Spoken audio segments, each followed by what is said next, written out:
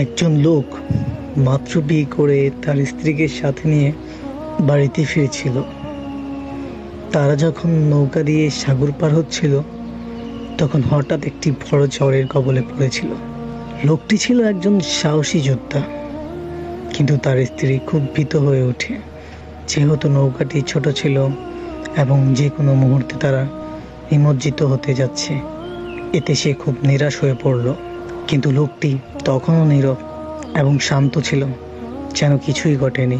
মহিলা প্রচণ্ড ভয় এবং কম্পিত কণ্ঠে জিজ্ঞাসা করল, আপনি কি ভীত নন? এটাই আমাদের জীবনের শেষ মুহূর্ত হতে যাচ্ছে। শুধুমাত্র অলৌকিক কিছু ঘটনা আমাদের রক্ষা করতে পারে, অন্যথায় মৃত্যু নিশ্চিত।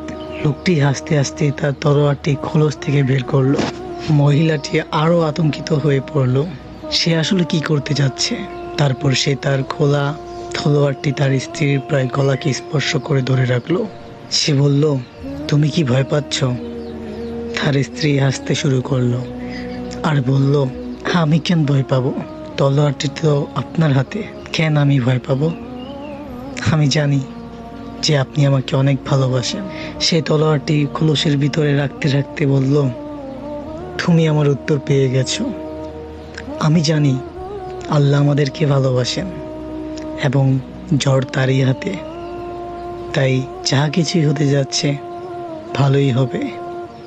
যদি আমরা বেঁচে থাকি তো ভালো, আর যদি না বাঁচি তাও ভালো, কারণ সব কিছু তার হাতে এবং তিনি কোনো ভুল কিছু করতেই পারেন না। আসলে সৃষ্টিকর্তার প্রতি বিশ্বাস বৃদ্ধি করো এবং তার প্রতি বিশ্বাস রাখো, যিনি তোমার জীবনকে পুরো বদলে দিতে সক্ষম। মনে রেখো, সব কিছুই কোনো একটি কারণেই ঘটে।